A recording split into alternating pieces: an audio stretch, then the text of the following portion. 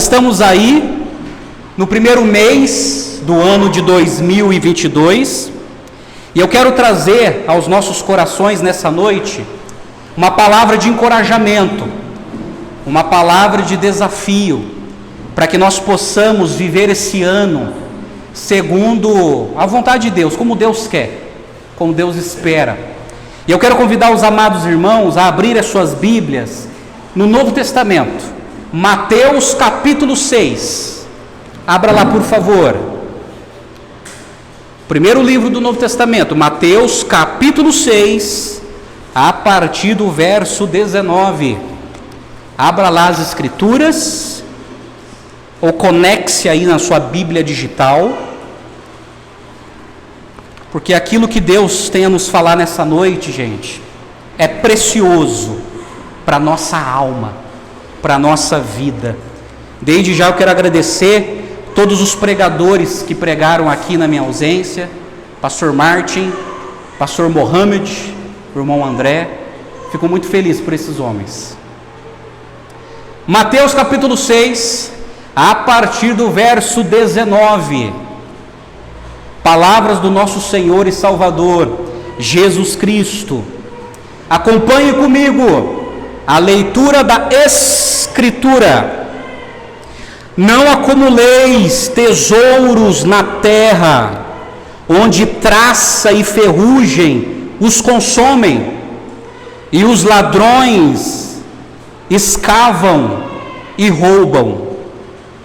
Mas ajuntai tesouros no céu, onde nem traça, nem ferrugem os consomem, e os ladrões não escavam, nem roubam.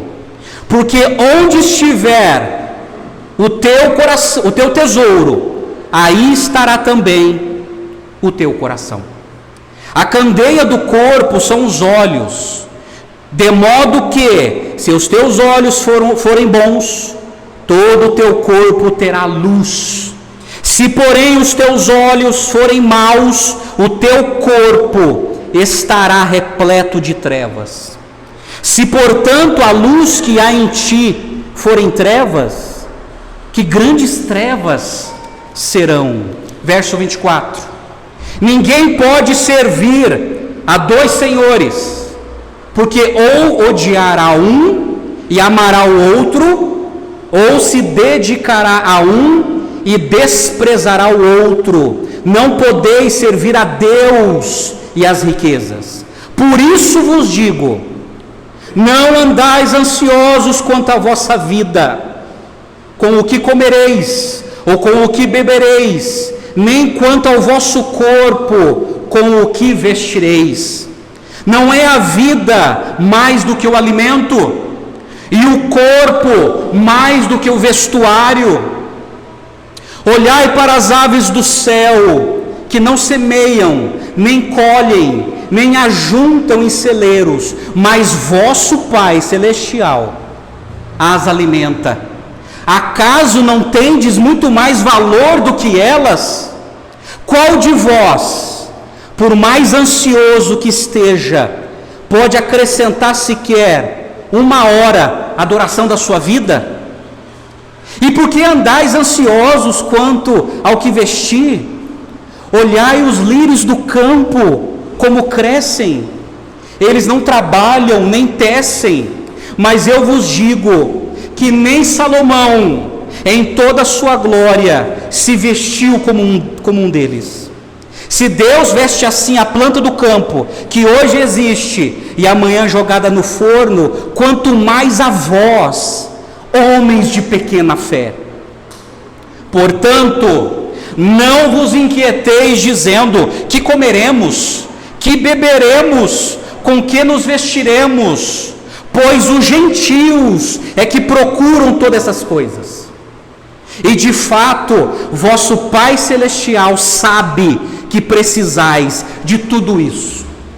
Verso 33. Mas buscai em primeiro lugar o reino de Deus e a sua justiça, e todas essas coisas vos serão acrescentadas. Não vos inquieteis pelo dia de amanhã, porque o dia de amanhã trará as suas próprias preocupações. Basta cada dia o seu próprio mal. Vamos orar mais uma vez e que Deus fale conosco nessa noite. Pai, estamos diante da Tua palavra, Senhor, que é inerrante, infalível, poderosa e gloriosa. Ajuda-me, Senhor, a expô-la de maneira fiel, no poder do Teu Espírito. E ajuda-nos, ó Deus, através do Teu Espírito, a entender essa preciosidade da Tua palavra. Edifica nossa alma, equipa nossa mente, abre os nossos ouvidos para entender a vontade do Senhor em nossas vidas. Nós oramos, ó Deus, e nos submetemos à Tua palavra, em nome do Senhor Jesus. Amém e amém. Amados, o tema que eu quero colocar para esse trecho das Escrituras é o seguinte: a ambição do cristão. Pois a palavra também nos convoca a termos uma ambição também. Mas a questão é o seguinte: a ambição do cristão é totalmente diferente da ambição do pagão, das pessoas que não conhecem a Deus. No entanto, esse texto ele está dentro do Sermão do Monte, ou Sermão da Montanha, que é um dos mais célebres ensinamentos de Jesus. Lembre-se que Mateus 5, 6 e 7 é o primeiro grande discurso doutrinário de Jesus para os discípulos. Por isso, quem é cristão é obrigado a conhecer esses 3 capítulos, gente. Porque esses 3 capítulos, como dizia um sábio pregador, é a constituição dos cristãos. Mateus 5, 6 e 7 é a constituição do reino de Deus. E todo filho de Deus precisa conhecê-lo e principalmente praticá-lo. Agora, olha que interessante, a estrutura do Sermão do Monte. O pastor John Stott, ele sistematizou o Sermão do Monte dessa maneira. Olha que legal, olha como ficou didático. Mateus capítulo 5, verso de 1 a 12, fala sobre o caráter do cristão. Mateus capítulo 5, verso de 13 a 16, fala da influência do cristão. Mateus capítulo 5, verso 17 a 48, fala sobre a justiça do cristão. Mateus capítulo 6, verso de 1 a 18, fala da espiritualidade do cristão. Mateus capítulo 6, verso 19 e 34, que a gente vai meditar agora, fala da ambição do cristão. Mateus capítulo 7, verso de 1 a 23, fala dos relacionamentos do cristão. E Mateus capítulo 7, 24 a 27, fala do compromisso do cristão. E Mateus 7, 28 e 29, finalizando o texto, fala da autoridade de Jesus. Olha que lindo. Aqui está todo o plano de Deus, de maneira sistemática, para que nós possamos entender como viver como cristãos nesse mundo, gente. Por isso que precisamos entender. Pois bem, Mateus capítulo 6. Esse texto, gente, estritamente, ele trata de 2 questões. Verso de 1 a 18 fala da espiritualidade do cristão. É interessante que Jesus ele ensina, verso de 1 a 4, ele ensina a maneira certa de dar esmola.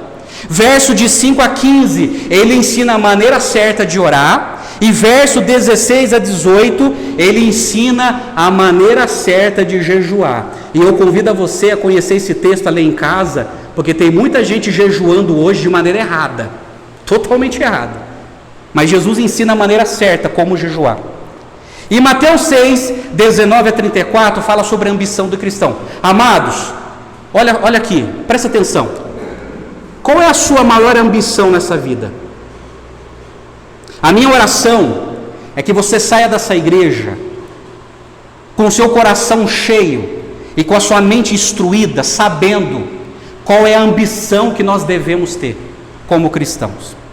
E nesse texto sagrado, Mateus capítulo 6, 19 a 34, a gente levanta 4 perguntas contundentes e provocativas.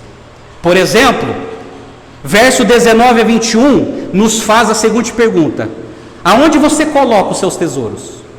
Verso 22 e 23 nos faz a seguinte pergunta: como são os seus olhos?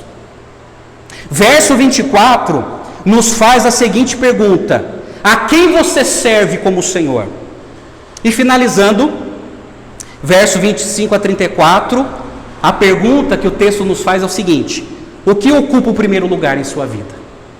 Guarda essas 4 perguntas, são provocativas, mas que Jesus, ele nos responde através da porção desse texto. Pois bem, acompanhem comigo a exposição do texto, verso de 19 a 21, a primeira pergunta: onde você coloca os seus tesouros? Porque no verso 19 Jesus diz assim: não acumulem tesouros sobre a terra, onde as traças e a ferrugem corroem, e onde os ladrões escavam e roubam, mas ajuntem tesouros no céu, onde as traças e a ferrugem não corroem, e onde os ladrões não escavam nem roubam, porque onde estiver o seu tesouro, aí estará também o seu coração. Interessante que na época de Jesus, o tesouro era muito comum. Era muito comum na época de Jesus, alguns usavam os tesouros com sabedoria,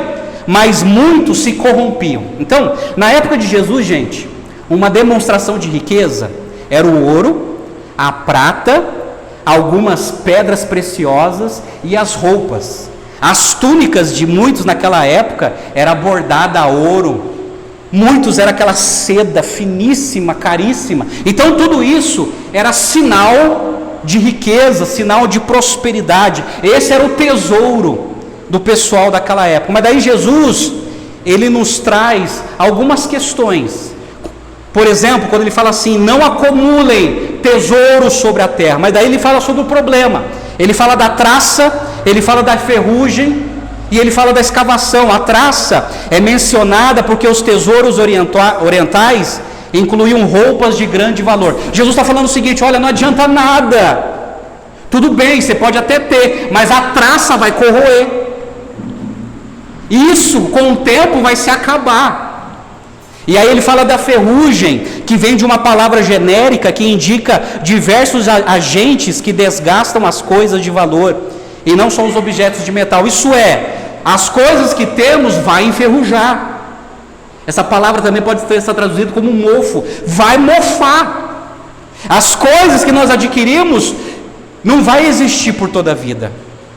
E ele fala também sobre o problema dos ladrões, que os ladrões escavam. Naquela época, gente, na época de Jesus, era muito comum as casas feitas de lama, feitas de barro.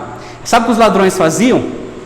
Eles ficavam cavando a parede até fazer um buraco, para ou entrar, para poder levar o dinheiro. Naquela época, o pessoal tinha costume de guardar dinheiro no colchão, né? Ou colchão de palha, ou colchão de penas de ganso. E aí os ladrões iam lá e roubavam o tesouro, ou roubavam as roupas finíssimas. E Jesus está dizendo: olha, o grande problema de acumular nessa vida é que a traça vai corroer, a ferrugem vai corroer e os ladrões vão assaltar. Mas olha só, o que Jesus não está ensinando aqui? Vamos entender aqui. O que Jesus quer dizer com isso? Não acumule tesouro sobre a terra. O que Jesus não está ensinando? Jesus não está condenando a riqueza. Tá ok? Jesus não está condenando a riqueza. Aqui Jesus não está condenando a situação dos ricos, dos abastados, de maneira nenhuma. Segundo, Jesus não está condenando a previdência. O que é previdência? É você fazer uma poupança, é você se preparar para o futuro, é você adquirir coisas no presente para se projetar no futuro, para ter uma vida melhor. Não é isso que Jesus está condenando. Jesus não está condenando o fato de usufruir dos benefícios do seu trabalho. Não é isso que Jesus está condenando. Nós precisamos usufruir dos benefícios do nosso trabalho da melhor maneira possível. Mas não é isso que Jesus está condenando. O que Jesus está condenando é o seguinte, verso 19: não acumulem tesouros sobre a terra. O problema não é o tesouro, o problema é a acumulação. Olha só, o que Jesus quer ensinar? Presta atenção. Não vivam acumulando tesouro sobre a terra, a ponto de viver intensamente a serviço dessas coisas, com um coração escravizado pelo lucro e pelas ostentações dessa vida terrena e passageira. O problema não é o dinheiro, o problema não é as posses, o problema não é o tesouro, o problema é viver em função disso. O problema é fazer disso a razão da sua vida. O problema é você fazer do tesouro dessa vida e ficar girando em volta disso, se desgastando por causa disso. É isso que Jesus está condenando. Não acumuleis tesouro nessa terra. Não faça disso a razão da sua vida. Não desgaste a sua vida, a sua energia, a sua saúde em torno disso, porque fazer isso é reducionar a sua vida. Então, meus amados, Jesus está dizendo aqui o tipo de ambição que a gente não pode ter: acumular tesouros nessa vida, no sentido de viver em função disso, a ponto de perder a paz, perder a alegria, perder a vida e fazer disso a razão da sua vida. Isso é pecado. E Jesus está dizendo para os seus discípulos: não acumulem, não vivem em função disso. Tudo bem, desfrute da sua riqueza da melhor maneira. Tudo bem, trabalhe duro para ter uma previdência, para ter um futuro melhor. Não é isso que ele está condenando, mas ele está condenando o coração escravo, o coração escravizado pelas coisas dessa vida, e pessoas que vivem a vida inteira em função disso. Jesus está dizendo: não é assim que eu quero que vocês vivam. Vocês que são meus discípulos, não é isso que Deus tem para vocês. Não é isso. Mas daí verso 20: mas ajuntem tesouros no céu. Pois bem, o que Jesus não está ensinando aqui, a gente precisa entender. Primeiro, Jesus não está ensinando aqui que a gente está criando uma linha de crédito celestial, né? Uma linha de crédito celestial, e aí esse meu crédito só está aumentando no céu, só está aumentando. Não é isso. Não é acumular méritos pessoais diante de Deus. Olha, o meu crédito lá no céu está muito forte, porque afinal de contas, aquilo, tanta coisa que eu faço, eu mereço, né? Tanta coisa que eu faço, o meu crédito, está gigante. Não é isso. Não é ter um saldo gordo no banco do céu em virtude das boas obras praticadas nessa vida. Também não é isso. Não é porque a gente pratica boas obras que a gente está acumulando no céu como se fosse um banco, a gente está acumulando um saldo robusto. Não é isso. Não é isso. E também não tem nada a ver com o dízimo que você entrega. Não, então pastor, eu estou entregando o meu dízimo todo mês, eu sou ofertante, e por causa disso eu acho que a minha poupança no céu está aumentando. Não é isso. O que Jesus quer ensinar, o que ele quer dizer sobre ajuntar tesouros no céu? Significa, quando usamos os nossos recursos para promover a causa do Evangelho e socorrer os necessitados, isso é investir na eternidade. Sabe o que é ajuntar tesouro no céu? É quando você usa os seus recursos em prol da causa do Evangelho. É por isso, sim, que Deus levanta ricos, Deus levanta milionários, sabe para quê? Para ser missionário. Deus levanta milionário para ser missionário, para ser aquele que ajuda potencialmente na causa do Evangelho. Isso é tão lindo, gente, que tem um colega nosso, que é missionário lá na África, em Guiné-Bissau. Semana passada ele sofreu um acidente, e ele ficou tão enfermo que os hospitais de Guiné-Bissau não pôde atendê-lo. Aí ele precisou de um avião especializado, um avião táxi, para buscá-lo lá na África e levá-lo para o hospital de Brasília. Sabe quanto custa a viagem? 340 mil. Aí os irmãos lá de Campinas, estado de São Paulo, começaram a orar, começaram a pedir ajuda, e esse dinheiro, gente, em uma semana foi levantado. 344 mil para socorrer um missionário brasileiro que está na África e levá-lo para o hospital de Brasília fazer um tratamento. Sabe por quê? Ricos que não têm o coração no dinheiro, mas têm o coração na causa do Evangelho. Ricos que se levantaram dizendo: não, está aqui, a gente vai ajudar, vamos socorrer esse missionário. Gente, isso é ajuntar tesouros no céu. É quando as pessoas se esforçam, é quando as pessoas investem na causa do Evangelho. E lembre-se, os nossos dízimos, as nossas ofertas, elas são usadas, gente, para sustentar os missionários que estão no mundo inteiro, os missionários que estão no Brasil inteiro. Construção de igrejas, plantação de projetos sociais, plantação de seminários. Da onde vem o dinheiro disso? Você acha que o governo ajuda? Não. Quem ajuda são os fiéis, os cristãos que entenderam o que significa juntar tesouro no céu, porque aquele que só junta tesouro na terra só pensa nos problemas da terra, só pensa nos seus problemas materiais, só pensa nos seus sonhos materiais. Mas quem tem um coração centralizado em Deus, quem tem um coração, quem investe, quem ajunta nos céus, pensa no reino de Deus. Opa, calma aí, não, opa, eu tenho esse dinheiro, eu vou ajudar. Mas você não ia trocar de carro? Não, o carro fica para depois, eu vou ajudar, porque eu entendo que Deus me deu riqueza para a causa do Evangelho. Amém, gente? É isso. E isso sem barganha, sem barganhar com Deus. Deus, está vendo? Eu dei 1 milhão na sua obra, eu espero que o Senhor me dê 100 vezes mais. Para com isso, vigia. Não briga com Deus não, com Deus não se negocia. Deus espera corações generosos. Amém, gente? Agora lembre-se que isso não trata só de dinheiro. Isso trata de habilidades usado em prol do reino de Deus. Isso trata do nosso tempo. E não só de tesouro. Como disse certa vez um sábio cristão, nesse sentido, ganhamos o que damos e perdemos o que retemos. É verdade.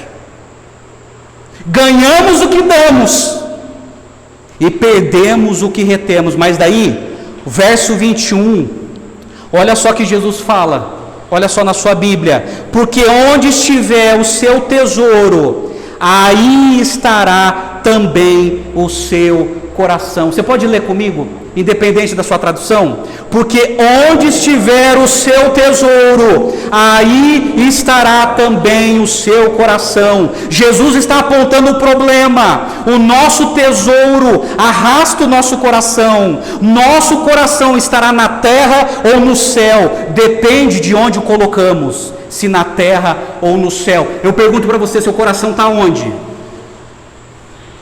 Seu coração está centralizado aonde? Na terra ou no céu? Cuidado. Lembre-se, Jesus não está proibindo o trabalho, Ele não está proibindo a providência, e muito menos a riqueza, mas Ele está condenando as pessoas que vivem em torno disso, e fazem disso a sua razão de viver. Não.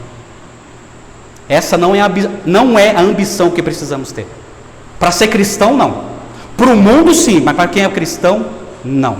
Jamais.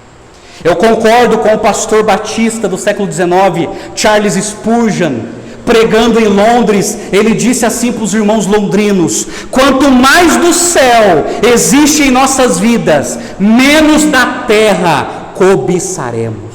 Oh, gente, quanto mais do céu existe em nossas vidas, menos da terra cobiçaremos. Tanto faz se a gente vai ter ou não ter, o que importa é fazer a vontade de Deus, e a nossa alma fica sossegado nisso. Amém? Você está entendendo, apesar do eco? Está entendendo?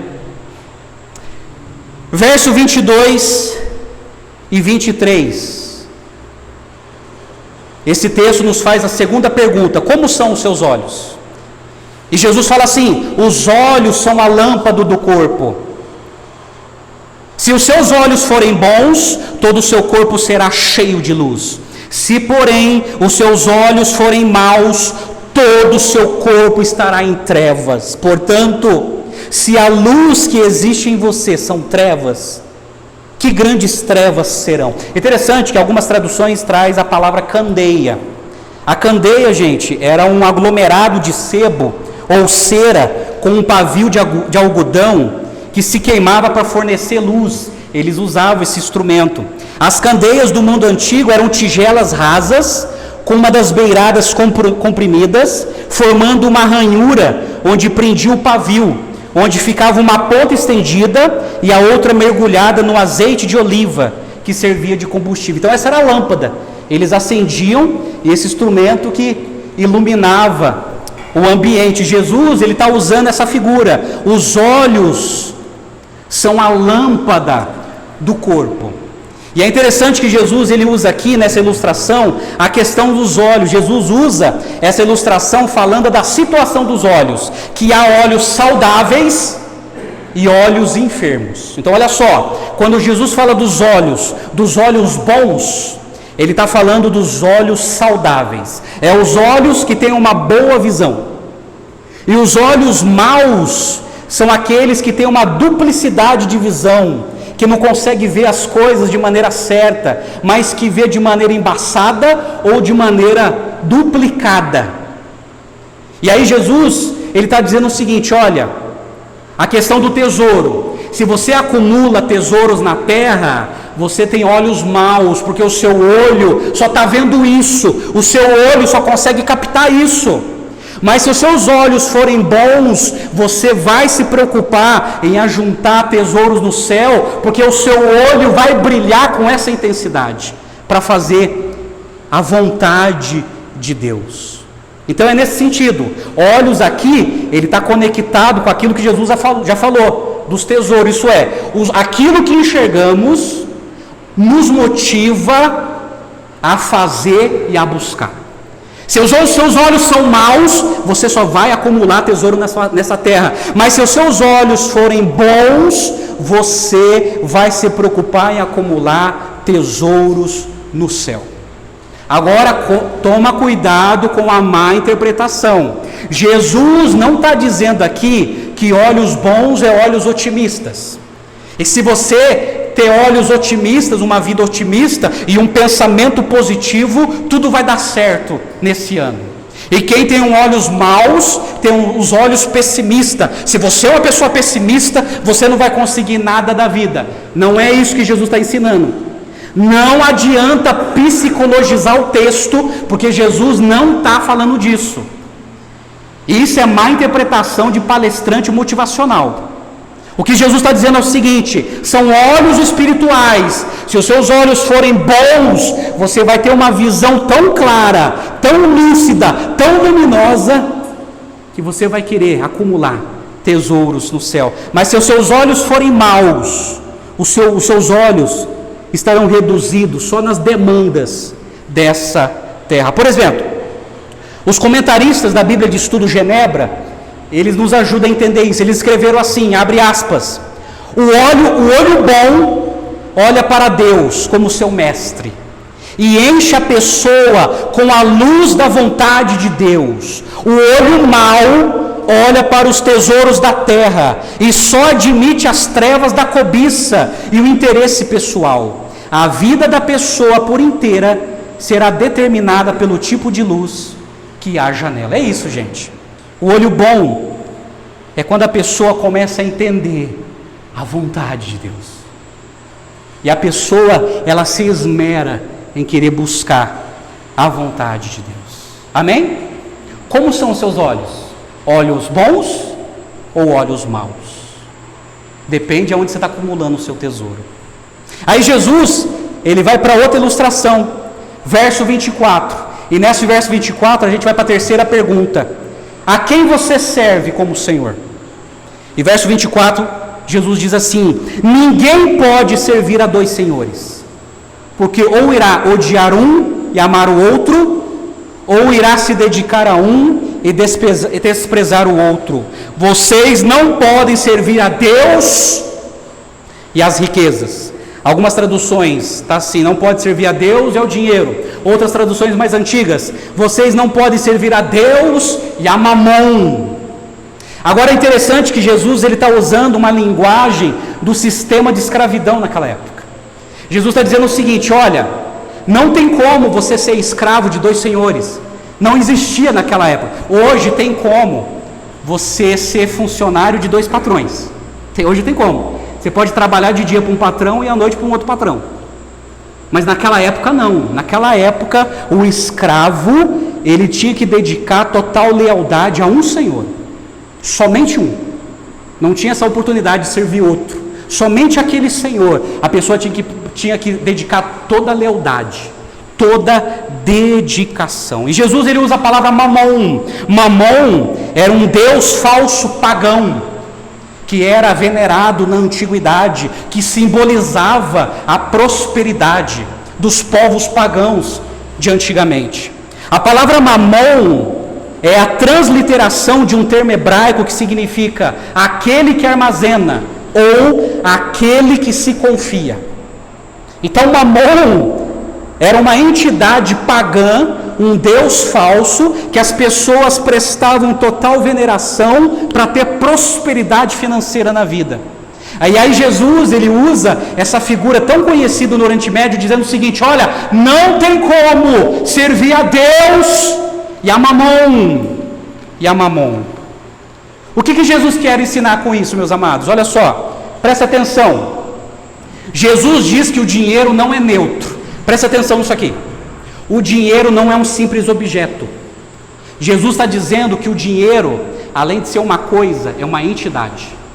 É por isso que muitos matam por dinheiro, muitos se divorciam por dinheiro, muitos quebram relacionamentos por causa de dinheiro, muitos traem por causa de dinheiro, muitos são desleais por causa de dinheiro, porque o dinheiro não é só um produto físico. Jesus está dizendo que o dinheiro é uma entidade, que mal utilizada se torna uma maldição na vida das pessoas.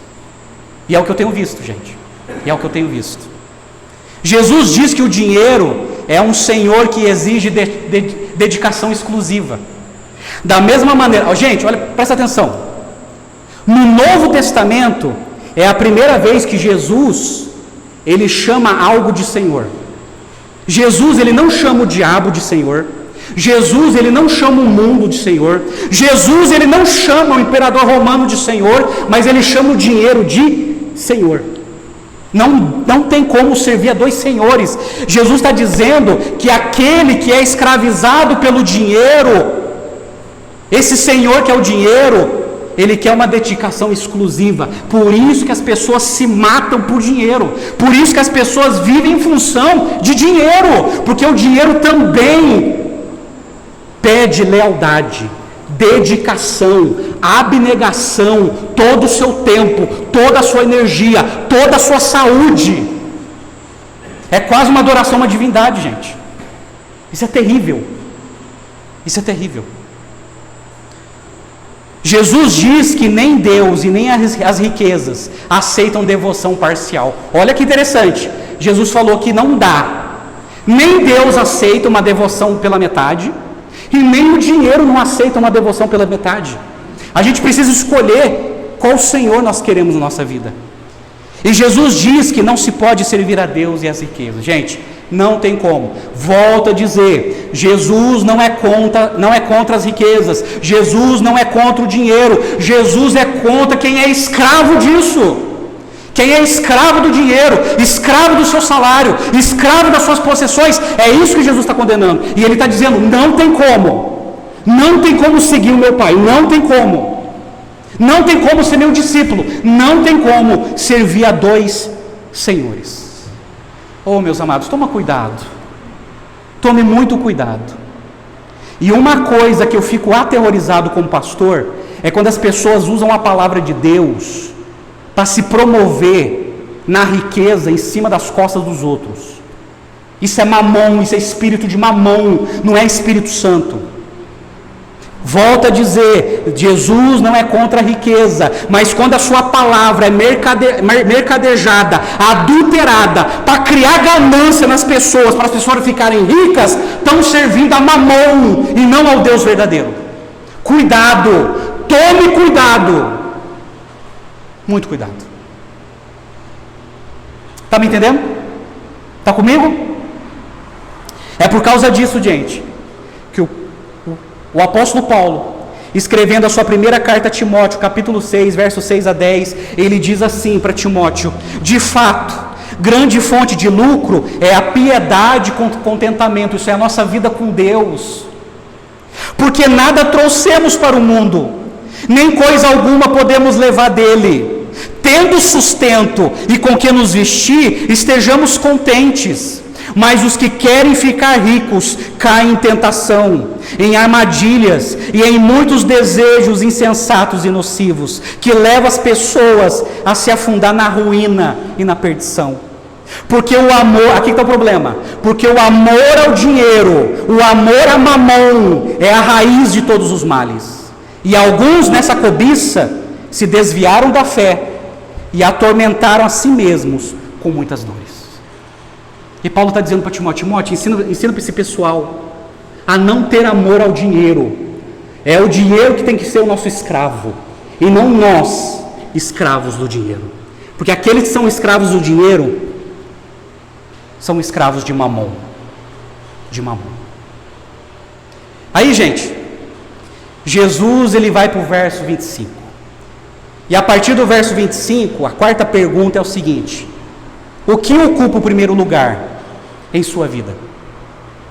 Aí no verso 25, Jesus diz assim: por isso, digo a vocês, não se preocupem com a sua vida, quanto ao que irão comer ou beber, nem com o corpo, quanto ao que irão vestir. Não é a vida mais do que o alimento? Não é o corpo mais do que as roupas? Presta atenção, Jesus ele usa a expressão, por isso digo a vocês. Por isso, diante dessas três ilustrações que eu ensinei vocês, sobre os tesouros, sobre os olhos e sobre os dois senhores, a partir desses três pontos que eu ensinei vocês, eu quero tranquilizar o coração de vocês. Eu quero dizer para vocês que existe um Deus que cuida de nós. É um Deus que os pagãos não conhecem, por isso que eles estão atolados nisso. Mas nós temos um Pai que nos conhece e que cuida de nós. Aí, meus amados, aí Jesus aqui, ele quer nos ajudar a vencer uma praga que chama-se ansiedade. E o tipo de ansiedade que Jesus está atacando aqui, gente, não é aquela ansiedade produzida por uma disfunção no cérebro, tá? Não é isso. Se o seu caso é isso, continua tomando o seu remédio. Se o médico receitou para você, continua tomando, porque é uma questão do corpo. Eu não estou falando de ansiedade que é fruto de problemas psicológicos, mas eu estou falando de uma ansiedade excessiva, no qual as pessoas, elas se atormentam pelas coisas dessa vida, que não são problemas hormonais, que não são problemas no cérebro, que não são problemas psicológicos, mas que simplesmente é um problema espiritual. E eu vou apresentar isso para vocês. E aí Jesus está dizendo o seguinte: olha, não se preocupe, não fique ansioso. Agora lembre-se, quando Jesus fala assim, não se preocupe, não andais ansiosos, é uma ordem, é um imperativo, não é uma opção. Jesus está dizendo o seguinte: olha, você é meu discípulo, você é filho de Deus, não viva na ansiedade, não viva preocupado pelo tesouro dessa terra, não viva, porque a vida é mais que o alimento, e o corpo é mais que as roupas. Aí, sabe o que é interessante?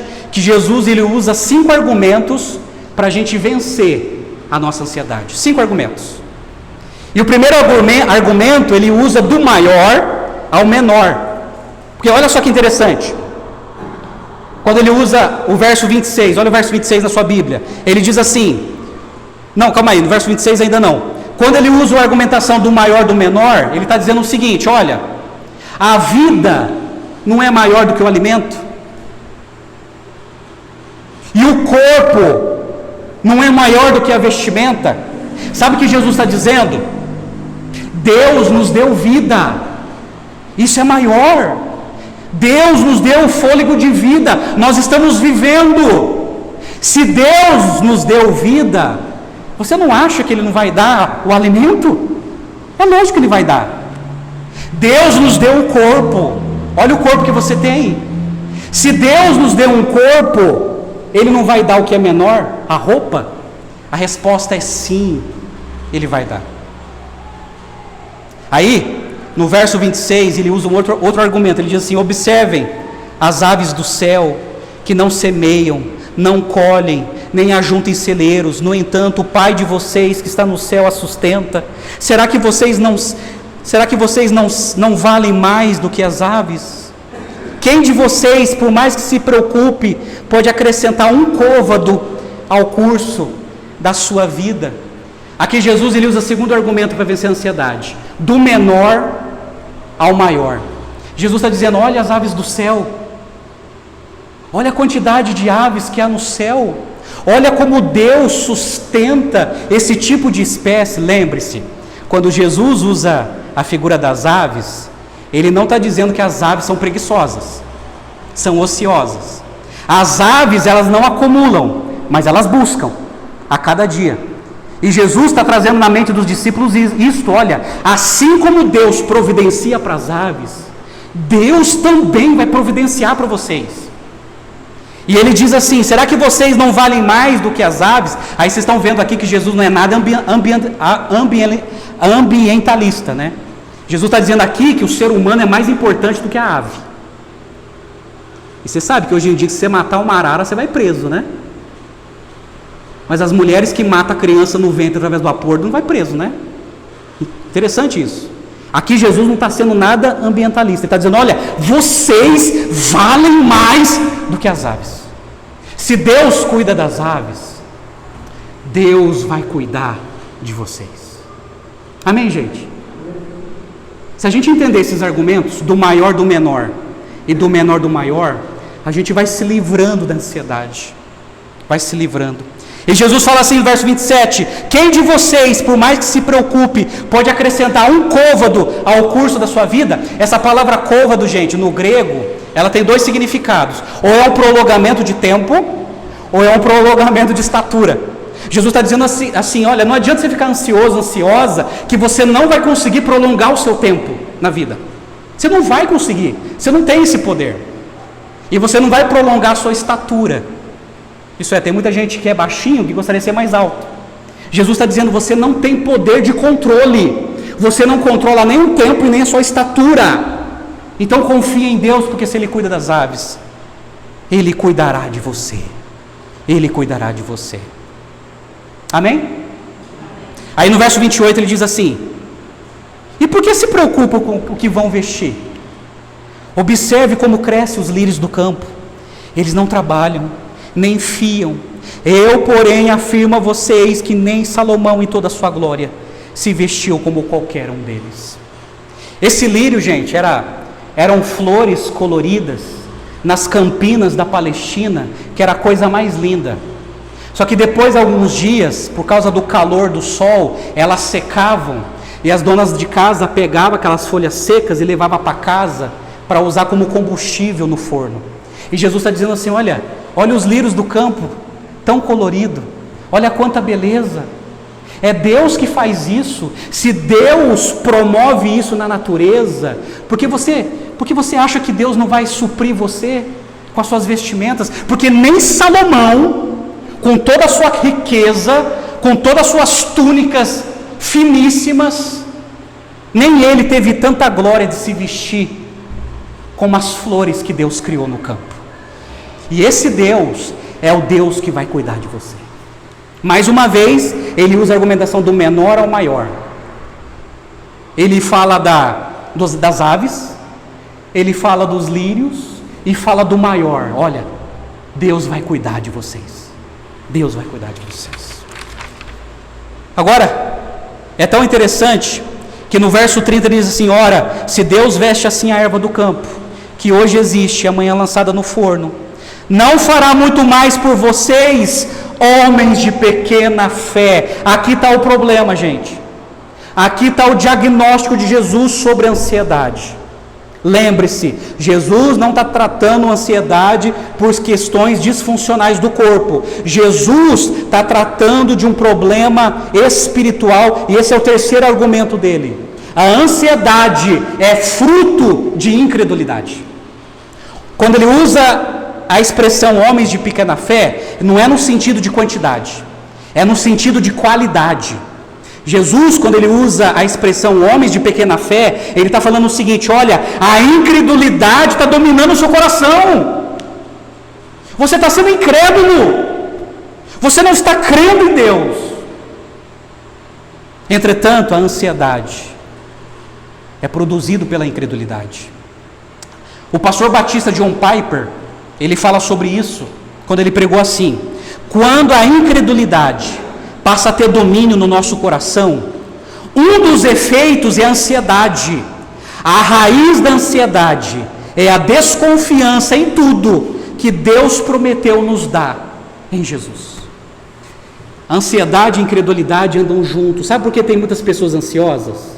Não por questões hormonais, é por causa de incredulidade, é porque não crê no poder de Deus, na provisão de Deus, no cuidado de Deus. É por isso que vive uma vida frenética, se preocupando com os tesouros da terra. Porque se nós crêssemos de todo o coração que Deus cuida, a nossa ansiedade seria vencida e a nossa alma seria apaziguada pelo Espírito Santo.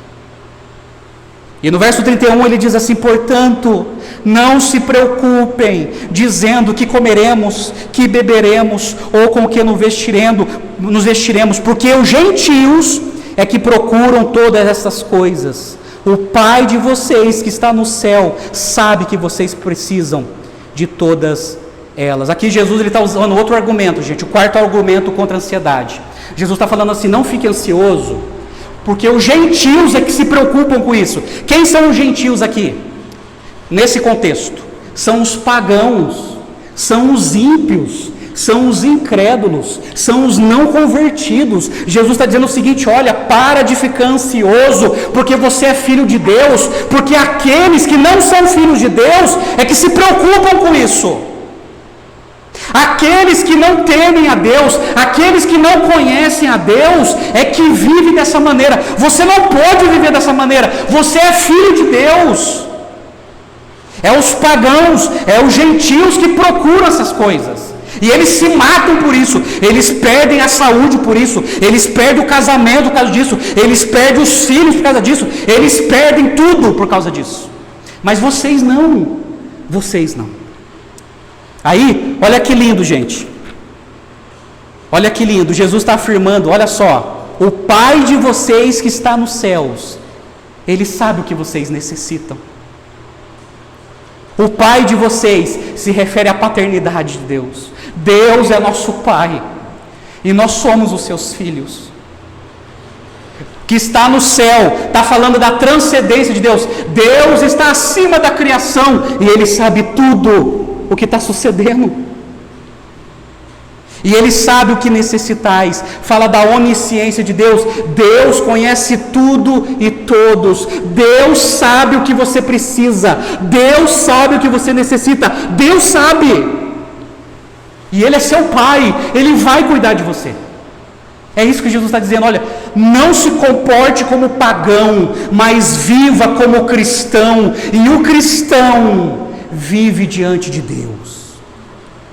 Diante de Deus. Amém, meus amados? Entenda isso. Entenda isso. Aí, o quinto argumento de Jesus, verso 33. Mas busquem em primeiro lugar o reino de Deus e a sua justiça, e todas essas coisas lhes serão acrescentadas. Aqui, gente, é mais uma ordem. Mas busquem, está no imperativo. Aqui Jesus não está trazendo uma sugestão: olha, quando você puder, você busca. Olha, quando sobrar tempo, você busca. Olha, quando sobrar tempo na sua agenda, busque em primeiro lugar. Não, busque. É uma ordem. vocês são meus discípulos, busquem em primeiro lugar. Aqui está a nossa servidão a Deus. Não dá para servir a dois senhores. Precisamos buscar a Deus em primeiro lugar. Deixa eu falar uma coisa para você. Deus não aceita nem segundo nem terceiro. Para Deus, segundo lugar, terceiro lugar é a mesma coisa que nada. Nada. Nada. É a mesma coisa que nada, gente. Buscar a Deus em segundo lugar, terceiro lugar, para Deus é a mesma coisa que nada. Mas ele fala assim: buscai a Deus, buscai o reino de Deus em primeiro lugar. O que é o reino de Deus? Está se referindo ao governo de Deus, o reinado de Deus, o domínio de Deus. Aqui está, gente, a ambição do cristão. A ambição do cristão não está nesse reinado. A ambição do cristão está no reino de Deus. O que nos ensina a palavra do Pai Nosso? Venha o teu reino e seja feita a tua vontade, assim na terra como nos céus. O reino de Deus, o mundo de Deus, o governo de Deus é que precisa estar em primeiro lugar na nossa vida. Essa é a nossa ambição, gente. Se você quer uma ambição na sua vida, é essa ambição que você precisa ter. O reino de Deus. Olha, calma aí. Eu quero trabalhar pela causa do Evangelho.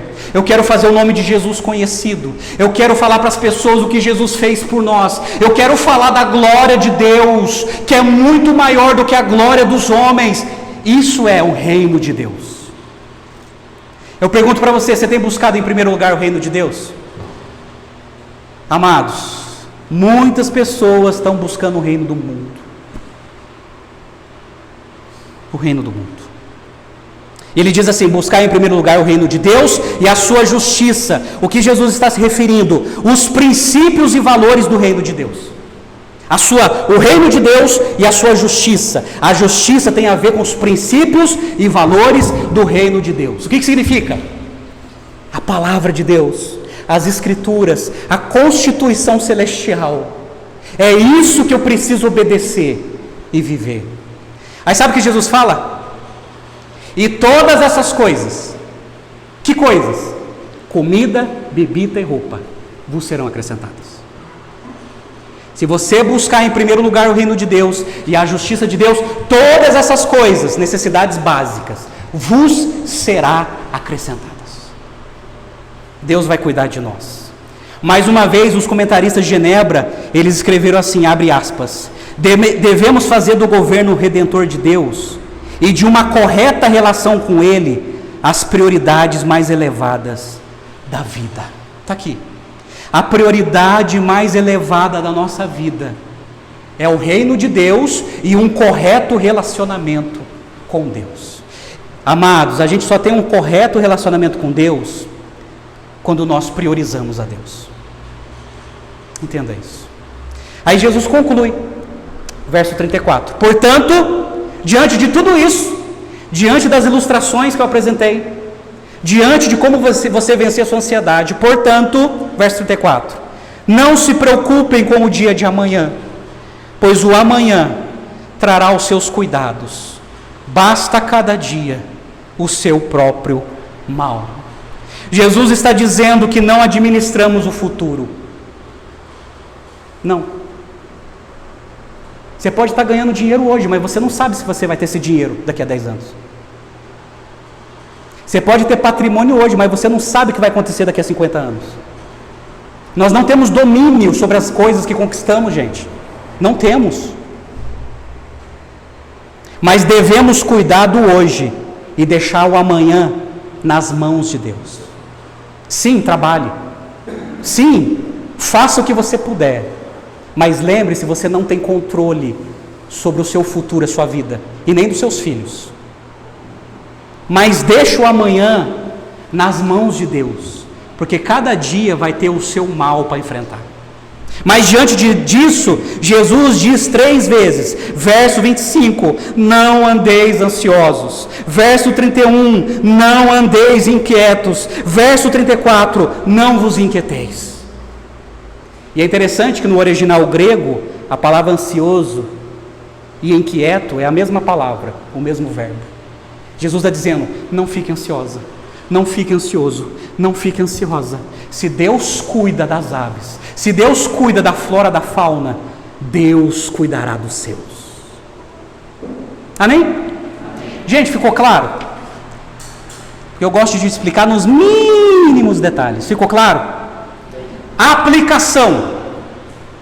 Eu quero te dar 4 conselhos. Olha só, como seu pastor, eu quero te dar 4 conselhos através desse texto. 4 conselhos. Então saia daqui, dessa igreja, com esses 4 conselhos no seu coração. Eu, como seu pastor, eu quero te apresentar 4 conselhos para a sua vida, para o ano de 2022. 4 conselhos a partir dessa preciosidade do ensinamento de Jesus. Número 1, primeiro conselho: tenha fé nas promessas de Deus. Fé nas promessas de Deus. Por quê? Porque Deus supra as nossas necessidades. Ele já mostrou no verso 26 e 27. Jesus mostrou: olha, se a vida é maior do que o alimento, se o corpo é maior do que o vestuário, Deus vai suprir vocês. Deus vai suprir vocês. Tenha fé nas promessas de Deus. Tenha fé. Creia nas promessas de Deus. Deus cuida de nós. Se Deus cuida da flora, da fauna, dos lírios, das aves, quanto mais a você, que é mais importante. Tenha fé, Deus vai cuidar de você nesse ano. Deus vai cuidar. Para de viver ansioso, para de viver ansiosa, para de viver escravizado pelos tesouros dessa terra. Deus vai cuidar de você. Deus conhece as nossas necessidades. Deus conhece. Não viva como os pagãos, porque Deus sabe tudo o que necessitais. Tenha fé nas promessas de Deus. Tenha fé. E Deus vai cuidar de nós. Por isso, o apóstolo Pedro entendeu tanto isso, que na sua primeira carta, capítulo 5, verso 7, ele escreveu assim: lancem sobre ele toda a sua ansiedade, porque ele tem cuidado de vocês. Lança sobre ele toda a sua ansiedade, porque ele tem cuidado de vocês. Ele tem cuidado.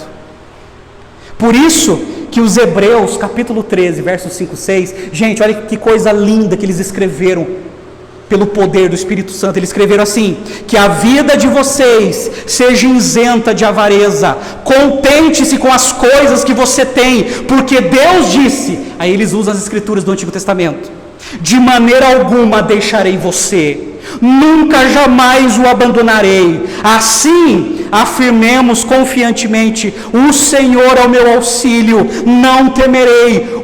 O que é que alguém pode me fazer? É Deus que cuida de nós. E Deus diz: de maneira alguma deixarei você, e nunca jamais o abandonarei. Eu sou seu pai. Eu sou seu pai. E Isaías 41:10 diz o quê? Não temas, porque eu estou com você. Não fique com medo, porque eu sou o teu Deus. Eu te fortalecerei, eu te ajudarei, eu te segurarei com a minha destra fiel. Você está nas minhas mãos. Oh, meus amados, tenha fé nas promessas de Deus. Ok? Esse é o primeiro conselho que eu te dou. Tenha fé nas promessas de Deus. Segundo conselho: tenha foco no reino de Deus. Foco no reino de Deus. Verso 33: mas buscai o reino de Deus, a sua justiça em primeiro lugar, e todas essas coisas vos serão acrescentadas. Conselho para o ano de 2022: priorize o reino de Deus. Pastor, explica para mim em detalhes práticos, o que significa priorizar o reino de Deus. Pois bem, eu vou te apresentar, maneira prática, gente, prática, que até uma criança entende. O que significa priorizar o reino de Deus? É quando você lê as Escrituras. E aí, já separou a Bíblia para ler a Bíblia inteira esse ano? Já começou a peregrinação? Ou está para trás ainda? Você está na Bíblia ou você está no Big Brother? Onde que está seu coração? Onde que está a sua atenção? Começou a ler a Bíblia? Gente, priorizar o reino de Deus é ler as Escrituras. Começou para chegar em dezembro, leu ela inteira? Ou talvez ano que vem? Ler a Bíblia, gente. Conhecer a Deus é ler as Escrituras. Isso é priorizar o reino de Deus. Pastor, explica na prática. Orar. Está orando? Oração. E quando eu falo oração, não estou falando aquela oração de refeição. Faça bem, faça mal, amém. Não. Oração em 3 níveis. Oração individual é quando você para tudo, entra no teu quarto, fecha a porta e Deus que te vê em secreto te recompensará. É aquele momento a sós com Deus. Você tem feito seu momento a sós com Deus? Ou você está deixando os tesouros dessa terra sabotar esse momento? Não faça isso, você está vivendo como um pagão. O pagão que não se preocupa com oração por causa dos problemas dessa vida. Separe tempo para orar, tempo a sós com Deus. Segundo nível, oração em família. E aí, eu quero pegar no pé da minha classe, os homens. Você é responsável pela liderança espiritual da sua família. O homem e não a mulher. Os homens é chamar a esposa, chamar os filhos. Olha, vamos fazer um tempo de oração. Vamos orar, vamos ler a Bíblia. Não precisa ser pastor para fazer isso. Todo homem cristão precisa fazer isso. Chama a família, não ore sozinho. Não ore sozinho, chame a família, filhos, cônjuge, chama, orar juntos. Não é só na igreja. E gente, orar na igreja. Cadê vocês no culto de oração de quarta-feira? Cadê? Que deixaram a minha irmãzinha sozinha. Eu não estou falando aqueles que estavam trabalhando, e nem aqueles que estavam doentes, mas aqueles que podem vir, não vêm.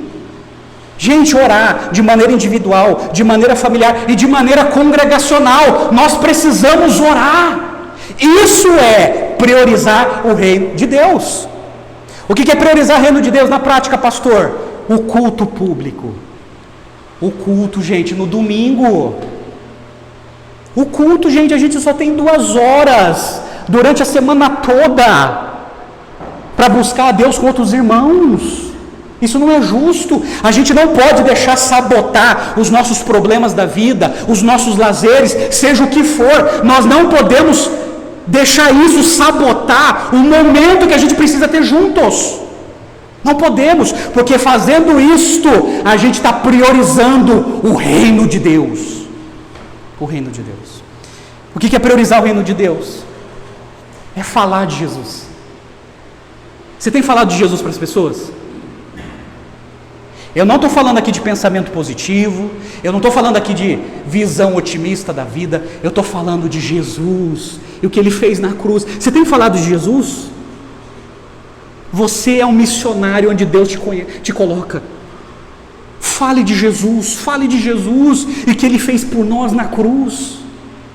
Isso é priorizar o reino de Deus, e quanto mais a gente faz isso, a gente está declarando: venha o teu reino, venha Senhor Jesus, venha Senhor Jesus, venha. O que é priorizar a justiça de Deus? A gente tem que ter foco no reino de Deus, priorizando o reino de Deus e a justiça de Deus. O que é a justiça de Deus? As Escrituras. O que a gente tem que labutar? O que a gente tem que trabalhar nesse ano? É ter um casamento bíblico. Casamento bíblico. O meu casamento, o seu casamento tem que ser bíblico. O nosso casamento não pode ser mundano, não pode ser pagão. Nós não podemos viver como os pagãos. Deus, Ele tem princípios e valores para o nosso matrimônio. E jamais a gente vai experimentar uma verdadeira alegria se isso não for uma realidade do nosso casamento. O que é priorizar a justiça de Deus? A educação dos nossos filhos. Precisamos educar os nossos filhos como a palavra de Deus ensina. Isso é colocar a justiça de Deus em primeiro lugar. A justiça, os princípios e valores de Deus. Quando a gente faz isso, promessas serão acrescentadas. Buscar em primeiro lugar e todas essas coisas serão acrescentadas. serão acrescentadas, serão acrescentadas. Então foco no reino de Deus. Amém? Está guardando o conselho, gente? Primeiro, fé nas promessas de Deus. Segundo, foco no reino de Deus. Terceiro, força pela graça de Deus. Porque no verso 34, Jesus falou assim: não vos inquieteis, porque a cada dia tem o seu próprio mal. Deixa eu falar uma coisa para você que não é novidade. A gente vai enfrentar dias maus esse ano. A gente não vai nadar no mar de rosa esse ano. A gente vai ter problema sim. E quem está dizendo ao contrário, está pregando um falso evangelho. Porque Jesus falou que a gente vai ter muito problema, não é nem pouco, é muito problema nessa vida, por sermos de Jesus. Mas aí que nós precisamos ter força pela graça de Deus. Porque basta cada dia o seu mal, e diante do mal quem vai nos sustentar é a graça de Deus, que vai nos dar força. E aí, deixa eu te apresentar um texto de um homem que ele teve que buscar força na graça de Deus por causa dos problemas da vida. Filipenses 4:12, verso 13, Paulo disse assim, ele escreveu assim: eu sei o que é passar necessidade, e sei o que é ter fartura. Aprendi o segredo de viver contente em toda e qualquer situação, seja bem alimentado, seja com fome, tendo muito ou passando necessidade, tudo posso naquele que me fortalece. Agora lembre-se, quando ele usa a palavra tudo posso naquele que me fortalece, ele não está usando uma palavra de efeito, para causar ganância no coração das pessoas. Ele está dizendo o seguinte: olha, eu já passei por altos e baixos na minha vida, mas Deus em todos os momentos me deu força, pela graça de Deus, e eu superei isso, porque Deus esteve comigo. Oh gente, você não tem noção como eu e você vai precisar disso nesse ano. Você não tem noção. Força pela graça de Deus. Eu concordo com o pastor Charles Spurgeon, que ele escreveu assim: nossa ansiedade não esvazia o sofrimento do amanhã, apenas esvazia a força do hoje. Não adianta ficar ansioso, a sua força vai ser minada. Mas quando você tem força pela graça de Deus, Deus vai te renovando, te renovando, te renovando a cada dia. Então tenha força pela graça de Deus. Amém?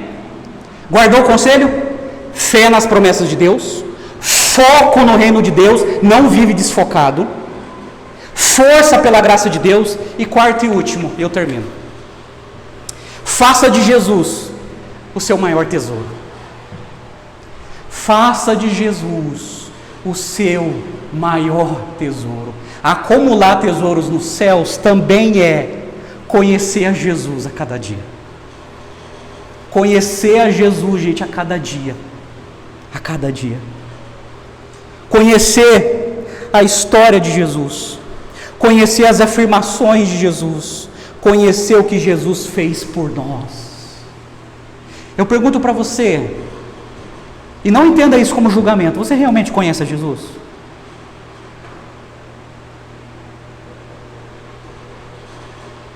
Eu quero dizer uma coisa para você, para ninguém ficar triste: a nossa vida revela se realmente conhecemos a Jesus.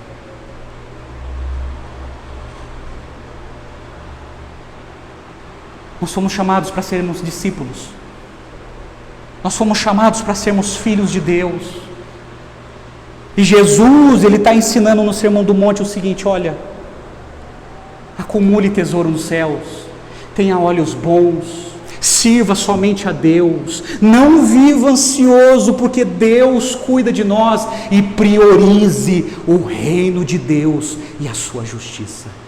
Enquanto tivermos vida, enquanto tivermos saúde, enquanto tivermos vigor, até o tempo onde nós existirmos aqui, Deus falou: eu vou te acrescentar o que você precisa. Eu vou te acrescentar o que você precisa. Você não precisa viver escravizado pelos tesouros dessa terra, porque eu, que sou dono do ouro e da prata, vou cuidar de você. Vou cuidar de você. Agora, gente, só tem essa convicção quem conhece a Jesus. Eu quero convidar você a conhecer a Jesus.